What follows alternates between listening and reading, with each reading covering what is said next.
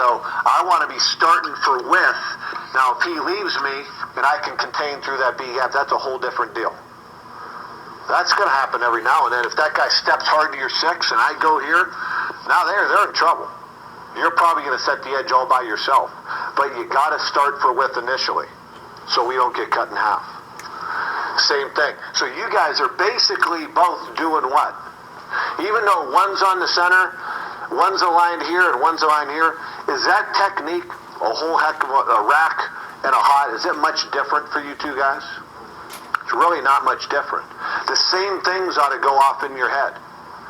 The same, you both in essence are dealing with many similar issues. So you got to think about it the same way. Okay? Okay. Now on the Bronco end. Talk to me, Jason. When we say Bronco, what does that mean?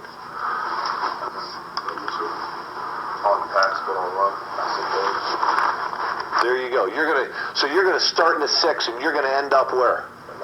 A 9. So before the ball is snapped, you pretty much know all the time what my first couple steps are gonna be, right?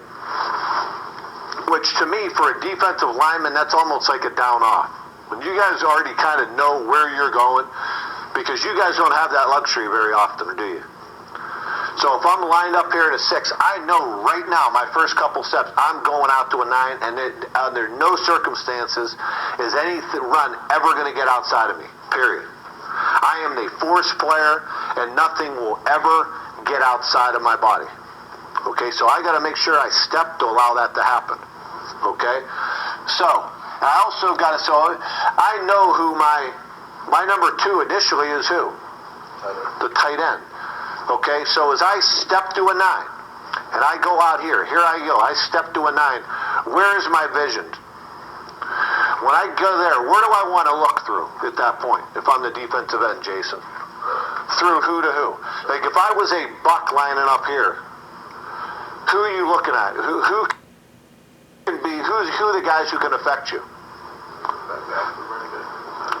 Tight end? So I'm going to step and I'm going to be looking right through here to here. Okay? So, because I know if I step out here, now that tight end's releasing, he's mine.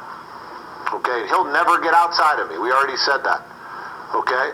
So if I step here and the tight end's going here, when we have a flex zone dog, here's the beautiful thing about it. For the most part, one of these two guys, let's say both backs went this way. And this is important that we all understand the concepts here. Let's say both backs went to the flex side. Is there anyone in America who's going to release both backs out here? It's not going to happen. Okay? So, when we're blitzing here, we got a corner coming here and the buck coming here. Yeah, let's say both backs did go here. More than likely, at least one of them is going to do what? Block. Okay?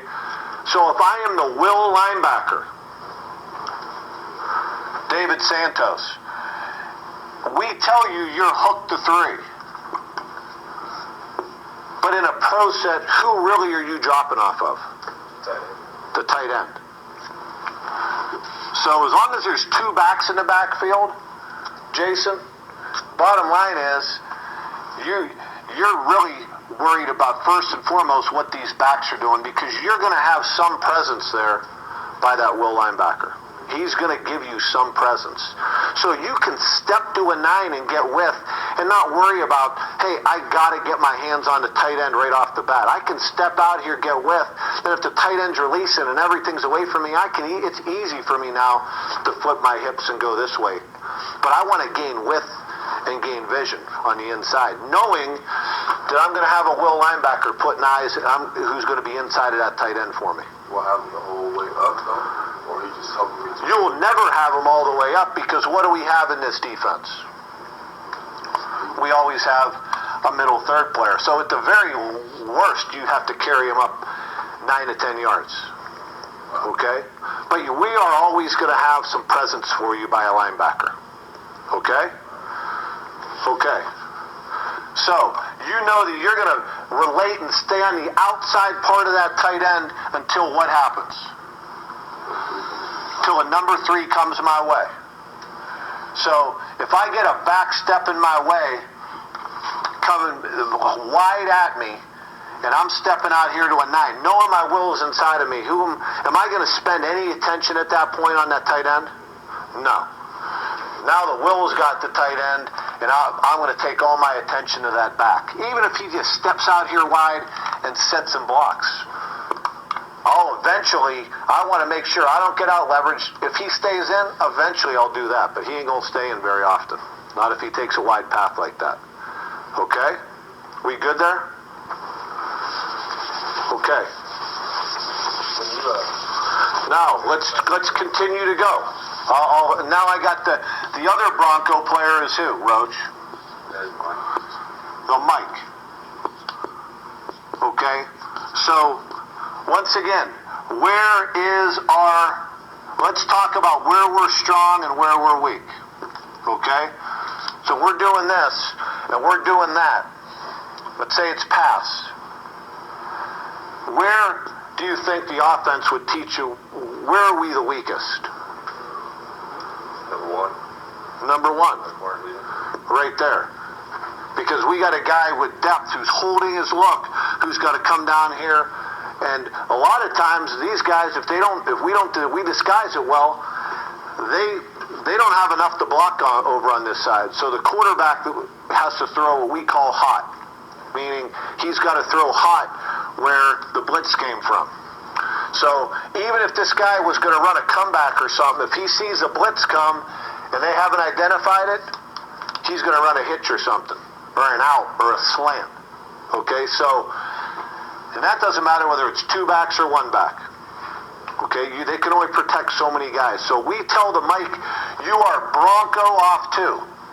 Okay, how do you do that? Well, here's how you do it, Roach. You are going to clear a run. Okay, because anytime that we are in a flex zone, dog, anytime we have a go blitz, one of our players is a key blitzer. And it's always going to be the inside part of the go. And in this case, who's the inside player? Who's the readout player? The buck. So what does it mean to be a readout player?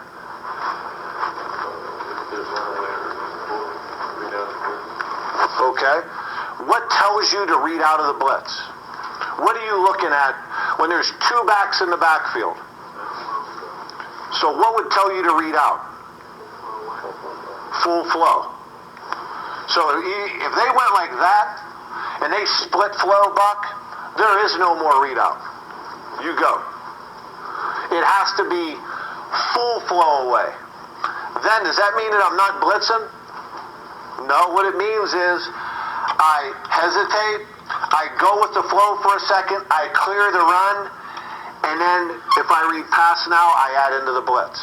But I'm going to clear run first. Okay? So to do that, what happens when I'm a blitzer, when I'm the buck blitzing in this blitz? And I'm a go blitzer, the inside part. What's going to happen? We already said that the nose is going to go here and the end is going to long stick. Does that happen right now? Yeah, kind of, but that's not easy. Sometimes it takes that end, it takes a second or 2 for him to go from here to here. So when that's happening, what's happening to this side? Yeah, it's getting reduced, right? So I know if I'm the buck, number 1, if flow goes away from me, I need to read out. Number 2, if it is pass, I got to make sure that end clears and this side's going to get reduced. So I want to do what? Stay what? Tight. So I'm going to align a little bit tighter for both those reasons. I'm going to align for my readout to remind me I could have read out, and I'm also going to align tight so I can hit it tight off that end's butt. Okay? So what does that mean? So now I go. So now I get action this way, and I go. When the Mike is blitzing off 2, or going off of number 2, okay, what we're saying is this, Roach.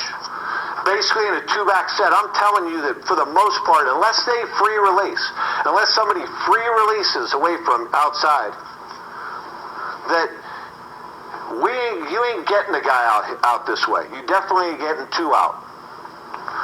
So when I'm the Mike, I want this Mike linebacker dropping to our weakness. That's what I'm thinking. And I'm thinking I am dropping to number one to help my free safety. And I'm going to check two on the way. It isn't I'm going to check two, and if he doesn't go out, I'm going to go to one. It means that when I'm the Mike linebacker, when I see pass, look at me, Roach, I am going to turn, and I'm going to start sprinting the one, and on the way, I'm going to check and see what two's doing. Okay? I'm beelining for that son of a bitch. Okay?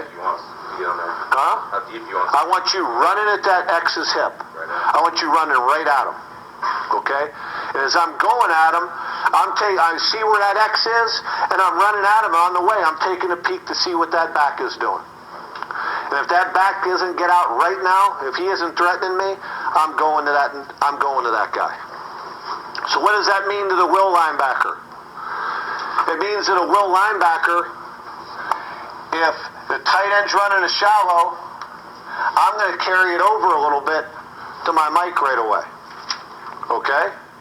I'm going to be a little bit more aggressive. I'm going to stay with them because my Mike's main attention is going to be that X. Okay? So if I have a one-back set, let's say it's ace, okay? Is it any different, Roach? Is that any different than a two-back set? A little bit. What's the difference between that set for you and that set? More of a threat pass-wise. That guy's more of a threat pass-wise. So now I'm adjusting my thought process now. Now I'm thinking that's still my number threat. That's my threat. Now I'm going to him, which I need to go to him anyway, right? That's my number two. So I'm anticipating when I see a two that's right there that can go hard flat on me right now, I'm sprinting. It's really the same thing, except now I'm checking him to if he doesn't get out to the X. Now he's a viable threat to me now. That's my number one threat. He ain't in the backfield anymore. I'm even going to